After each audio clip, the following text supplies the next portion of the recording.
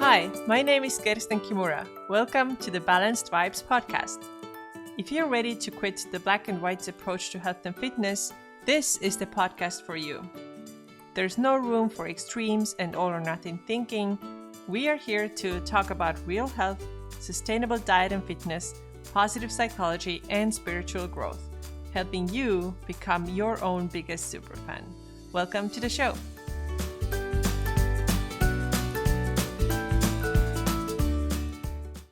Hey everybody, this is Kersten here, and today we are on episode number 11 of the Balanced Vibes podcast. So thank you, as always, so much for being here.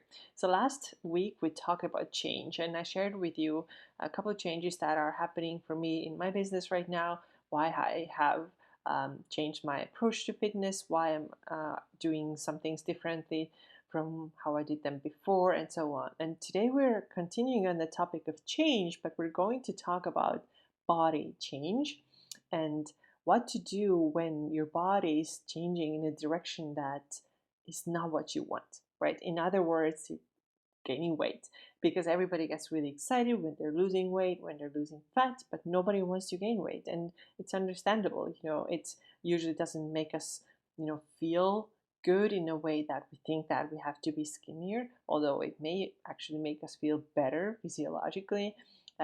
But then we don't actually often see that. So we only think about it this way: oh, it's a terrible thing, it shouldn't be happening to me, and what are other people thinking, and we have all these thoughts in our head. So today I wanted to give you 6 tips on how you can deal with changing body if this change is not the way you want it to be. So I know a lot of you are recovering from overtraining, doing a lot of cardio, maybe lifting weights a lot. Just recently in my Facebook group, I asked women what was their training, what did it look like when they were overtraining a lot, and a lot of them said that there's like an hour of cardio, an hour of lifting, or training on the rest days, and whatever it was. So if you're somebody who's really overtrained, then maybe you find that, okay, my body was starting to fall apart, and I can't do it anymore, and you may see some weight gain as a result of that, which is just a healing process. Or maybe you've been under eating. A typical example is like 1,200 calories a day, which is something that us women are told to do in so many of those magazines, and trainers even do that. And this is, I'm not going to even get started how irresponsible that is. But if you've been eating that low amount of calories, and then your body started fighting against it, then you may have to change that. Sooner or later you will have to change it. So in other words, there will be some weight gain happening, maybe for you too right now, and I want to help you through with the 6 tips that I have for you today. And before I even start, I want to tell you that I know exactly how you're feeling. So when you're thinking, maybe you're listening to me and you're thinking, oh, it's easy for her to say, then remember, I've been through the same thing. I know exactly how that feels. And it wasn't fun, but I got through it. And so you can do the same thing. Okay, so the first tip for you is that remember that you will feel better, right? Eventually you will feel better. And I don't know if you know this, if you watch my Instagram or if you have read my blog, but I talk a lot about the dreadful dozen and then the delightful dozen. And these are just 2 lists of 12 symptoms. And the dreadful dozen is the list of 12 symptoms that we often have when we are in this state where we're overtrained, when we're undereating. And then the delightful dozen is where we get to when we stop these behaviors and actually get our body weights back up to the point where the body is healed and where the metabolism is healed too. So I'm going to read you the 12 symptoms, the dreadful dozen that you often experience when you are in this overtrained and undereating state. So they are irregular or anovulatory or missing periods. Number 2, fatigue. Number 3, feeling cold. Number 4, GI problems like constipation and gas. Next one, low libido. Then after that, dry skin, weak nails, hair falling out. The next one, insomnia or needing a lot of sleep and never feeling rested. Then the next one is getting up multiple times at night to pee. And the next one is poor workout recovery. Then the next one, irritability. And the last one, constant cravings for coffee, sweets, or energy drinks. So these are the dreadful dozen symptoms that many of us experience when we are on this in this overtrained and under state. So now when we turn things around and when we put on that weight that we actually need to in order to bring our bodies back to homeostasis, then this dreadful dozen turns into a delightful dozen. And this is what it looks like. Number one, healthy periods with small or no fluctuations in your cycle length.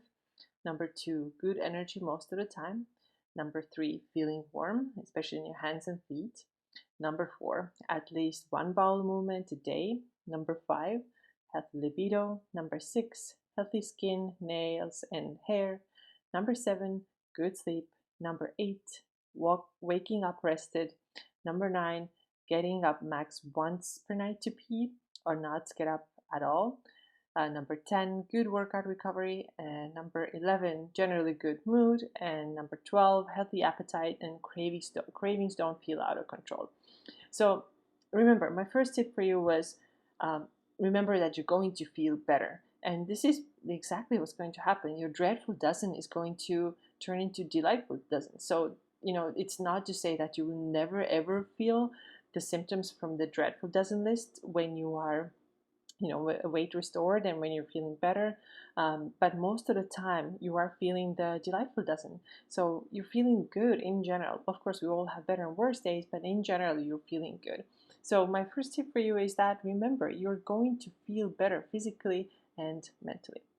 Okay, number two, the second tip that I have for you is that you have to ignore what other people might think. And I'm gonna say might think because you don't even know that they will judge you. So many women that I talk to, they have this fear, oh my goodness, like so and so is gonna see me and they see that I put on weight. What are they going to think? And you know what? We don't even think, we don't know what they're going to think, right? We cannot read people's minds. And even if we could read people's minds, we would never have power over those minds. Even if they do think that, oh my goodness, look at her, she has gained so much weight. So what? Like, can we go into their heads and fix it? We cannot do that.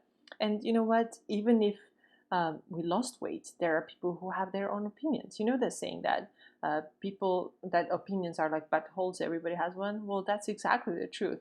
You may be the skinniest person in the world and that may not be good enough, or you may be the biggest person in the world and that may not be good enough. So it's not worth trying to shape yourself just so that you can be liked by other people. And the other part of it is that we don't even know that people are judging us. So is it really worth making all this effort and make ourselves so likable by everybody? And another thing that's really important to remember is that a lot of times we think about those random people who we don't even care about. We don't even know who they are, like so and so's cousin or whatever. Why are we so worried about random people's opinions? We have to think, okay, if I don't heal my body and get better, then I know what are the health consequences that might happen as a result. So if you, for example, haven't had your periods for a long time, you know that there's a greater risk for osteoporosis, for example, also greater risk for cognitive disease and heart disease. So now if we're just like sitting there and thinking, what does John over there think? Then the John over there is not going to be with us when we are going through the infertility treatments or osteoporosis or cognitive disease. It's just extremely silly to put um, other people's opinions, have those be more important than our own personal health. So you have to start ignoring other people's thoughts and start living your life. You only got one, so at least in this body. So make sure that you take care of that, and you really can't keep thinking about what other people might think. Why do you spend so much energy? And you can also see, okay, like what do I think? Like if somebody gains weight, does it bother me so much? Do I spend hours and hours a day thinking about it? I hope you don't. I hope you have your own life to take care of and that you don't think about other people's looks and lives the whole time. Okay. My third tip for you is to know that your life is not going to change that drastically if you gain weight. A lot of us think that, okay, when I gain weight, like everything's over. First of all, everybody's going to be judging me. And I don't know, I guess some people think that they won't be loved anymore or appreciated anymore, or what are whatever those things are. And I have to tell you that, you know what, none of this is true. At least it has not been for me, and has not been for my clients either. And especially the negative things of it. Actually, there's a lot of positive things that come out of it. But, when you think that, I don't know, maybe you think that you're going to lose your job. Like, really? Because you gained a little bit of weight? No, you're not going to lose your job. Even I, as a personal trainer, for whom, like, her body is the work, the tool, I didn't lose clients even though I gained weight. So it just does not work that way. And everything else about my life is still the same. I'm still working, I'm still married, still very, very happily married. I you know I I literally do the same things. It's not that my life drastically changed. If anything, it actually got better, right? Because I have so much more freedom now, and I have, I wouldn't say I have, well, in ways I have a little bit more time because I'm not working out every single minute. My sleep is better, my energy is better, my mood is more stable. So there's so many good things that came out of it, but it's nothing that, oh my goodness, now I'm messed up and now I'm terrible and my life will never be the same. It's actually, it's more the inner game that actually determines what your life looks like. It's not your physical body that determines that. And if you think that this is really your strongest power, your only I don't know, only tool in your life, then you're just really, really wrong, unfortunately. Okay, my fourth tip for you is to treat your body like it's your teammate and not your enemy. So think about it. How would you treat somebody that you want to take care of? You want to make sure that they're fine. You want to make sure that they can do all the things that have to be done. So it's in your team. It's on your side. So please stop thinking that, oh, my body's against me. Why does it not want to be as skinny as I want it to be? You gotta start treating your body as it's your friend, or it's your teammate, or it's your child, whatever feels right for you. That means taking care of it, sleeping enough, right? Instead of pushing yourself to do like 7 million workouts, if you actually need to sleep, giving yourself enough food, taking the food away from your body. Think about it. Like, would I take food away from a child? Or, I don't know, your neighbors, just like you taking care of your neighbor's kid. They trust you, and you're just telling you, okay, you know what, I'm not going to feed your kid, I'm not going to give them anything, I don't care what happens. So think about it this way: why are you doing this to yourself? Your body is not your enemy, it's on your side. And the reason why it's giving you the signs and symptoms of the dreadful dozen is that it wants attention. It's just what wants attention. That's all that is, right? So start treating it well. Feed it well, rest well, move well, do what feels best for the body, because it's in your team, it's not your enemy. Okay, my fifth tip for you is to understand the body love right. Ooh, so that's an interesting topic. So body love, what is this? It's such a mysterious thing. It probably means that you wake up in the morning and you start admiring your body, and then you go stand in front of the mirror and still keep admiring your body, and then you look at every single body part and you just cannot stop admiring your body. This is bullshit. It really is. Like, nobody does the body love that way. It doesn't mean that at all. I feel like the idea that we have that we're supposed to do that is just so wrong. I don't know, honestly, I don't know anybody who does that. And maybe, I don't know, maybe somebody does, and more power to them. But at the end of the day, body love is just pure, just acceptance. It's like, okay, cool, I have it. I'm like freaking grateful for it because I get to do all these things, right? I get to do all these things. I just actually heard, where was it, in one of the podcasts that I was listening? They said, you know what, your heart, just focus on your heart for a second. It has been for you for all these years that you've been on this planet, right? How awesome is that? Just really focus on small things. It doesn't have to be like, oh, I only love myself if I have six-pack abs. Like, well, otherwise maybe you can never love yourself, and that would really suck. So body love is just trust. It's acceptance. It's acceptance of what is now without having to change it. You can accept yourself before you have six-pack abs, or before you have the bubble butt, or whatever. Like, I know that, for example, my body type, I would never likely have six-pack abs. Even when I was my leanest, I just would not get ab definition. Just how it is. The other thing is that I've never had bubble butt. Like, I just don't have a big butt. It's not in my genetics. Maybe I would get there if I did like tons of um, but specific exercises every day, I don't know, maybe I would get there. But in general, I don't have what's, and I'm doing quotes here, like curves in right places. What they say, I don't know if you've seen it sometimes, but they say that, oh, it's sort of fine to put on weight as long as you have your curves in right places, ladies. I'm like, oh, okay, I'm not the one. I don't have those curves in right places. I don't have a big butt. I don't have wide hips. I'm just like very kind of straight body shape, and that's fine. It doesn't mean that I cannot like myself or love myself. I still do, and I don't even question it.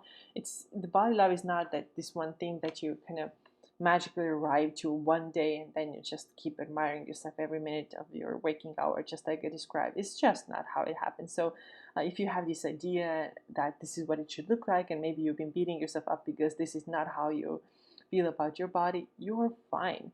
And you know what? Start with just um, neutralizing everything. When you look at yourself in a mirror, just look at it, as facts. Okay, there's my stomach, there's my arms, there's my neck, there's my face, and try to not put any kind of value or label on it, especially if it's a negative label that you want to put on it. Just try to like neutralize it first before you think that it should be something big and miraculous and like super loving and admiring relationship every single day, because this is just not what it is. At least this is how I think. Okay. And the sixth step is that if you want your body ever to change, then you will have to accept it right now, or you have to accept it first. And now I'm talking to those of you who maybe want to change your body. And I think you already know that I don't have anything against body change if it's done in a healthy way. So if you are currently in this overtrained state, or if you've been under eating and your goal is to gain weight, then you should not be thinking about losing weight. But if you are somebody who can want to lose a little bit of weight but is healthy otherwise, and you can do it, then if you want that change to happen, you will have to accept yourself first. There's just no way around it. If you think that one thing, like changing one thing, will help you accept yourself better, then this is probably not the case. And especially if it makes you do like ridiculous things such as like crazy diets or like very extreme workouts, and then you just learn to hate this freaking process and you just don't want to keep doing it. And that means that you're not going to arrive at this destination. So the entire journey has to be enjoyable. You have to be okay with yourself every single day. And some of you know that I've been doing a 12-week program where it was a training and nutrition program that my goal was to lose a little bit of body fat. But honestly, I didn't know in the beginning if it's going to even happen. I just didn't know that. So I don't go into it like thinking, okay, I have to lose, I don't know, this percentage of my body fat and do this and that. Only then I will be happy. This is not what I did. I just started this program being like, okay, we'll see how it goes. I hope something changes because I want something to change, and I know that I will accept myself either way. So if something changes, that's really, really cool. But if it doesn't, I'm not going to beat myself up, and I'm not going to be mad about it or like hate my body because of it. And if you have the body acceptance, then you always have it regardless of where your body is. I feel like we treat our bodies like they're like ornaments, like they have to be pretty and they have to be this and that. But at the end of the day, they're more like instruments. They can do really freaking cool stuff, and I think we have to be really, really appreciative of it. Okay, so one more time, these were the 6 tips for dealing with body change, especially if you're gaining weight. The first tip was that realize that you will start feeling better. Very likely will start feeling better if your body weight right now is not right for you. And then when you get back to your normal weight, you will start feeling better physically and mentally. The tip number 2 was that you have to learn to ignore other people's opinions, their possible opinions, and remember, you don't even know if they have these opinions. Number 3, your life will not drastically change just because you gained a little bit of weight. Number 4 is to treat your body like it's your teammate or family member, a family member that you love. Let's put it this way. And number 5, understand body love, right? And let go of this idea that it has to be something really mystical and mysterious and like love, love, love every single day. It's just not the case. And number 6, if you want your body to change, you will have to accept it first. Okay, this is it from me today. I hope you enjoyed this episode of the Balanced Vibes podcast. Remember, you can also watch these podcasts on YouTube. They will also be on my blog, and of course, where you are listening to it right now. I don't know where that is, but your favorite podcast platform as well. So, thank you so much for being here, and I will talk to you again next week. Bye. Thanks so much for listening to the Balanced Vibes podcast. If you liked the episode, please subscribe and also leave a 5-star review on iTunes. For more about me, check out my website urbanjane.co. Yes, that's CO and not com. And connect with me on Instagram, where my username is Kersten Kimura. That's KerstenKimura. Until next time.